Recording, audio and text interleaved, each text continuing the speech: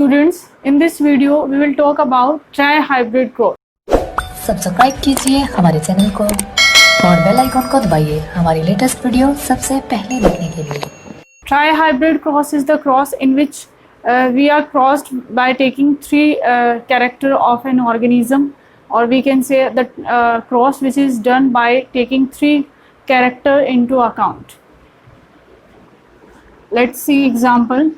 For example, in the crosses we are always starting with the pure line, like this capital T is for tallness, purple and axial position of the flower. Here we are considering three character of the plant, that is height of the plant, color of the flower and position of the flower. We will cross it with its recessive form, small t, small p and small a. This is the recessive form of this character. We are crossing by taking one a dominant parent and one pure recessive parent. Let's make the gametes.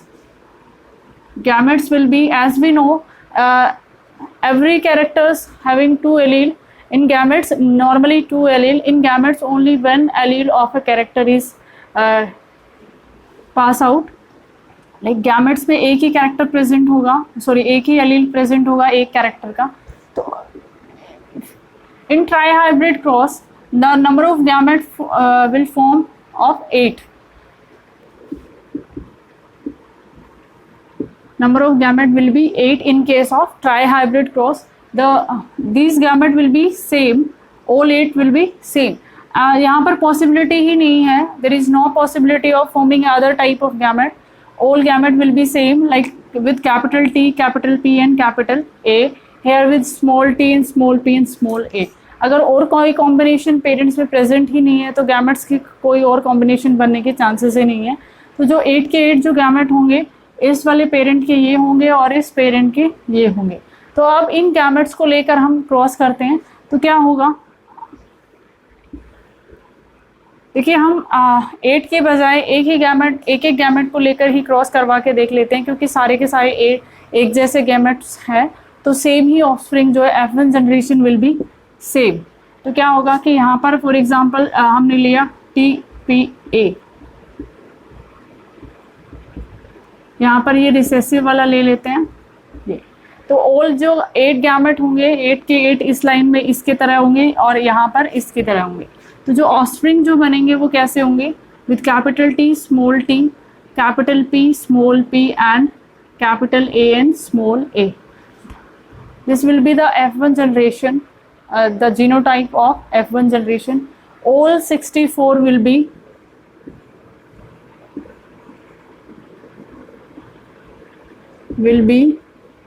with genotype T, T, P, P, A, A.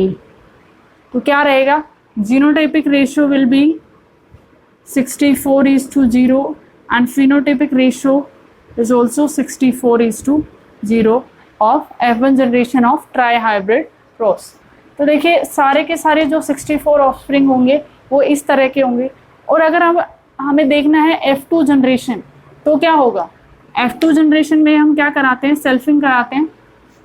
जो F1 generation है उन organism के बीच में हम selfing करा देते हैं, और फिर उसके बाद पॉसिबल जो जीनोटाइप है ऑफस्प्रिंग का वो हम देखते हैं F2 जनरेशन में क्या रहेगा. तो F2 जनरेशन जब हम कैलकुलेट करते हैं तो पहले हम क्या कराते हैं, सेल्फिंग ऑफ F1 के अगर हम सेल्फिंग कराएंगे, जैसे कि हमने बात करी 64 के 64 ऑर्गेनिज्म का जीनोटाइप यही रहेगा, तो हम कोई भी दो ऑर्गेनिज्म यहाँ से उठाकर क्रॉस करवा देते हैं, cross with the same genotype organism. अगर हम क्रॉस कराते हैं तो क्या होगा, अब देखिए यहाँ पर गैमेट फॉर्मेशन जो है वो थोड़ा सा देखने वाला है कि यहाँ पर गैमेट्स कैसे बनेंगे. तो यहाँ पर जो number of gamete will be same of 8, number is 8. तो क्या होगा, 8 टाइप्स के जो गैमेट बनेंगे वो कैसे बनेंगे, देखिए फॉर एग्जांपल हम देखते हैं एक with capital T, capital P and capital A. 1 gametes will be this. अब देखते हैं यहाँ पर तीनों डोमिनेंट हैं, डोमिनेंट एलील यहाँ पर आ गए. अब हम देखते हैं दो डोमिनेंट एलील के साथ ले लेते हैं, कैपिटल पी, पी एंड ए, एक गैमेट ये हो गया। अब फिर से दो डोमिनेंट के साथ ये हो गया, उसके बाद ये देखिए यहाँ पर दो डोमिनेंट के साथ, अब एक डोमिनेंट एलील के साथ और बना देते हैं।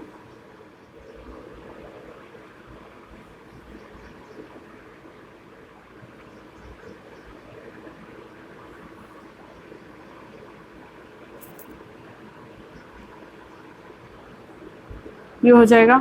अब उसके बाद लास्ट में तीनों रिसेसिव, मीन्स तीनों पोल ए के साथ, तो गैमेट्स हो गए 8।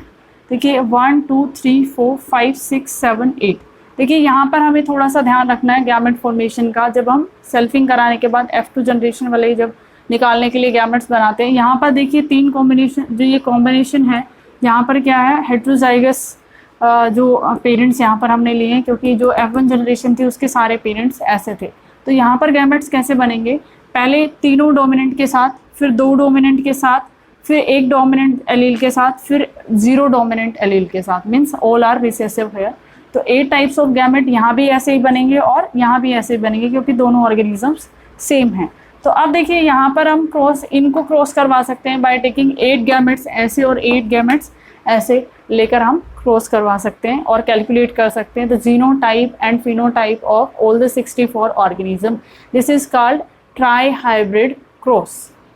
तो देखिए इनको प्लॉट करना एक बहुत लंबा प्रोसेस हो जाएगा, ये आप करके देख सकते हैं कि 8 गैमेट्स को हम ऐसे वर्टिकली रखेंगे और 8 गैमेट्स इन्हीं सेम गैमेट्स को, क्योंकि यहाँ पे पेरेंट्स सेम है तो यहाँ के भी 8 गैमेट्स सेम ही रहेंगे, इस तरीके ऐसे ही 8 गैमेट रहेंगे जैसे कि हमने यहाँ पर बनाए।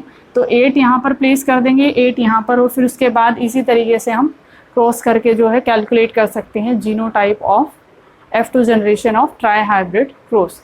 That's all about try hybrid cross, that is called which is given by Mendel by taking pure line। जो टेस्ट है वो हम प्योर लाइन के साथ स्टार्ट कर रहे हैं, मीन्स एक जो डोमिनेंट पेरेंट है उसको हम प्योर डोमिनेंट ले रहे हैं और दूसरा जो है प्योर रिसेसिव पेरेंट के साथ हम क्रॉस जो है वो स्टार्ट कर रहे हैं।